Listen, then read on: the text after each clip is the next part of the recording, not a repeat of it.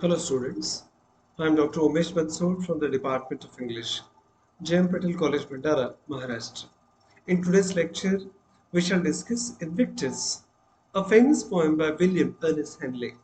William Ernest Henley एक British कवि है जिनके सबसे फेमस पोएम है इनविक्टस।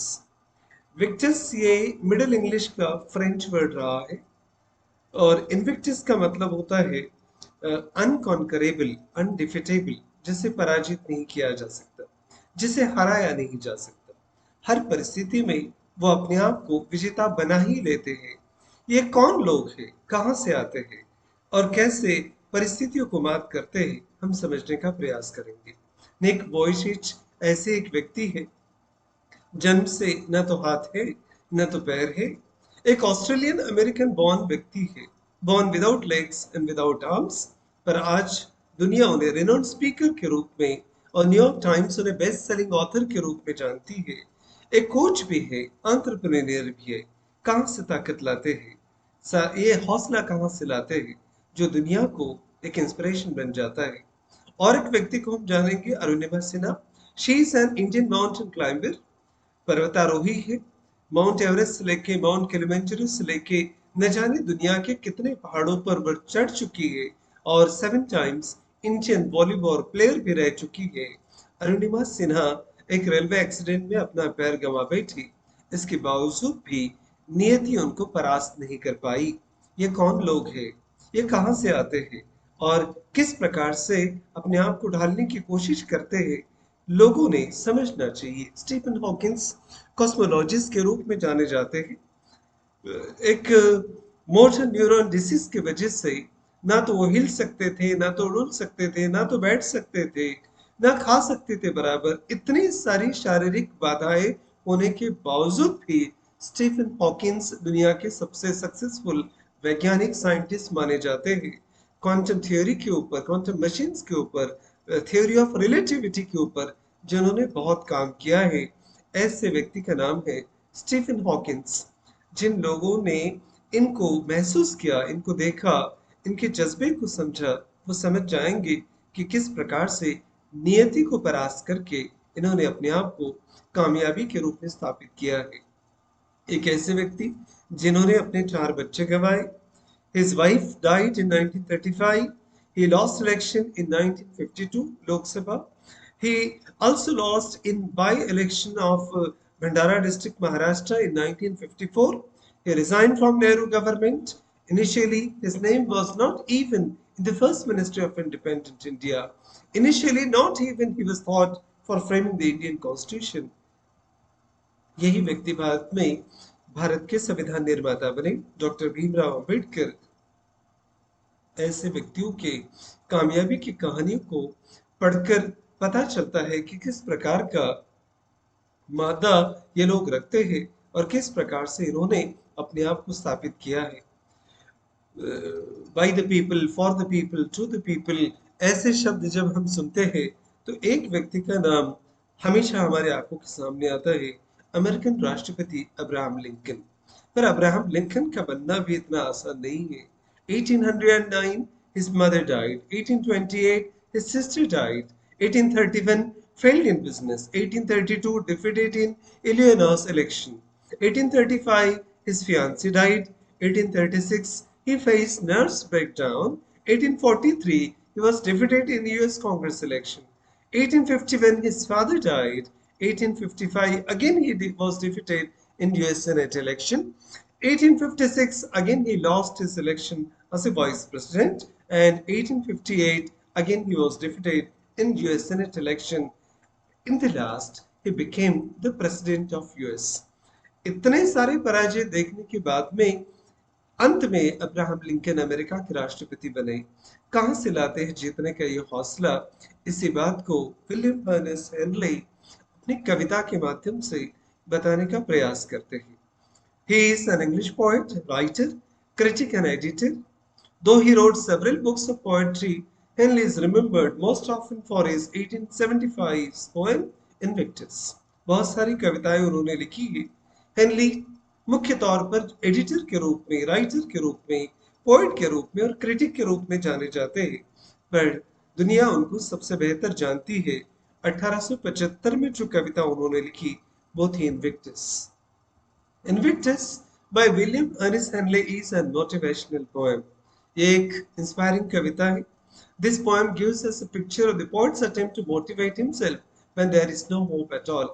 जब जिंदगी में उम्मीद का कोई भी किरण ना हो, तो ऐसे अंधेरे में रोशनी की तलाश करते हुए लोगों को इंस्पायर करने का वो प्रयास करते हैं.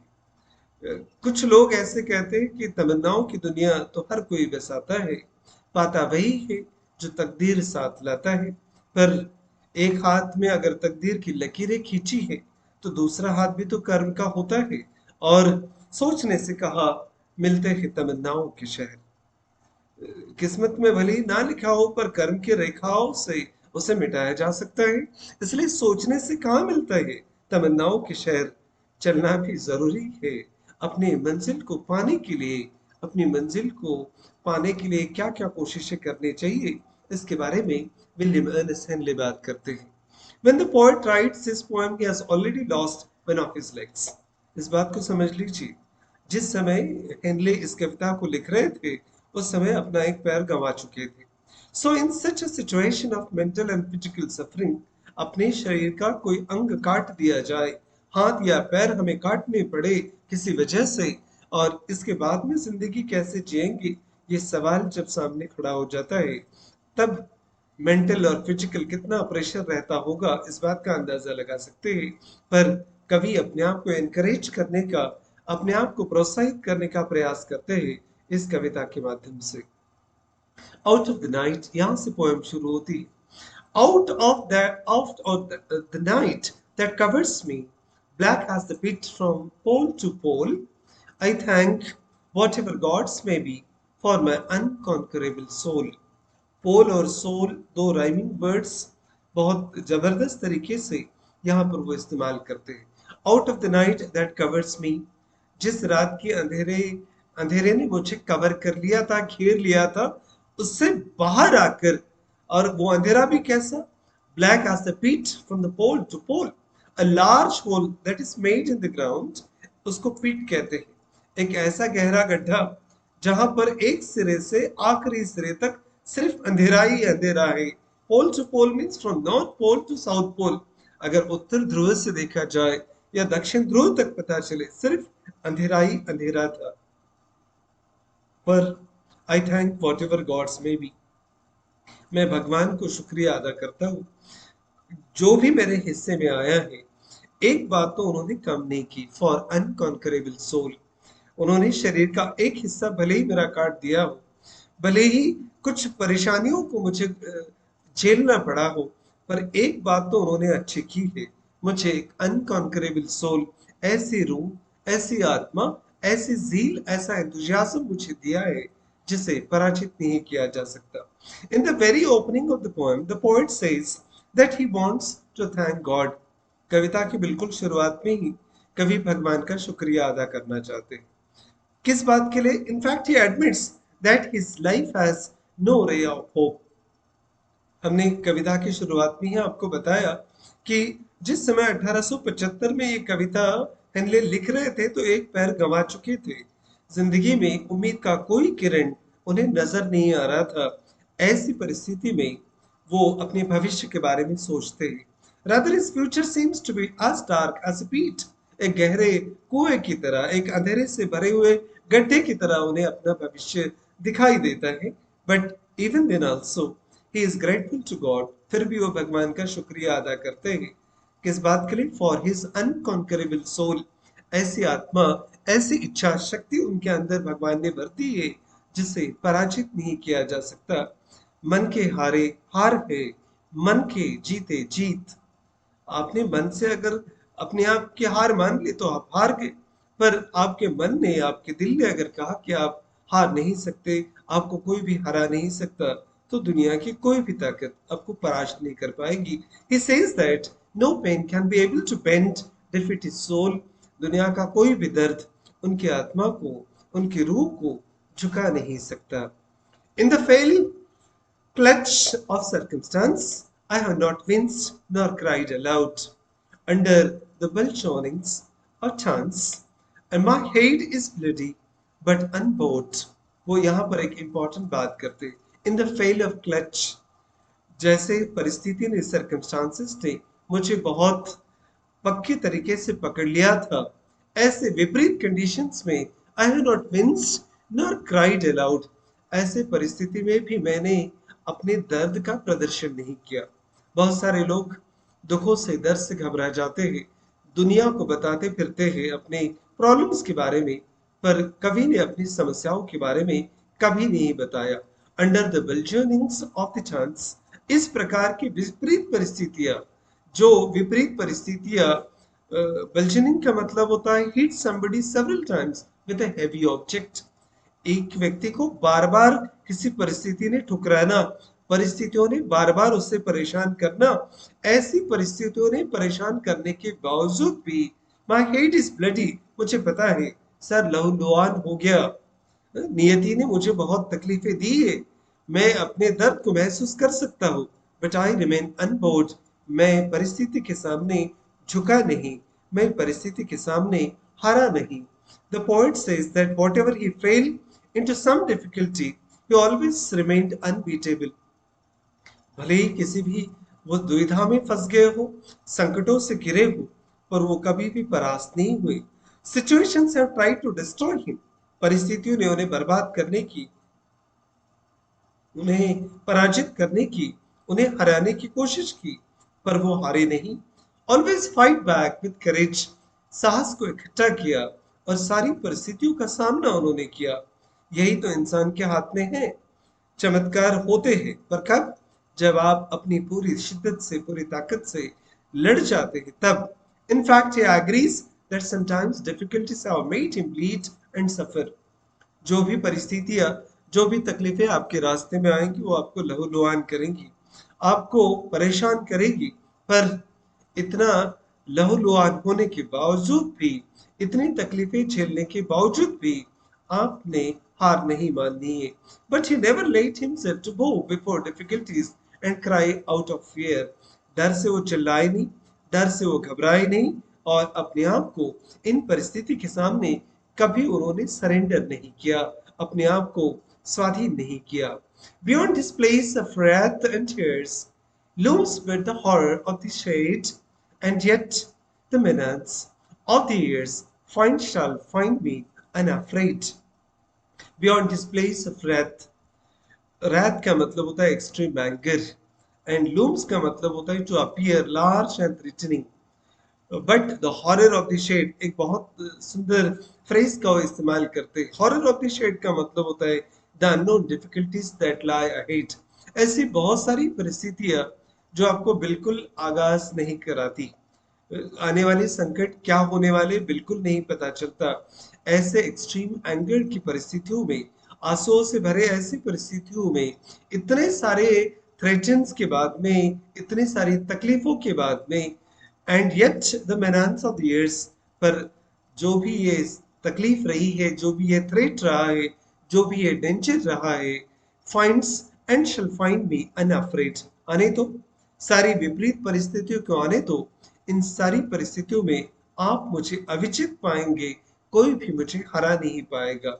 In this stanza, the poet says that the horror has always followed him. Beyond this place, wrath and tears looms, but the horror of the shade has always followed him.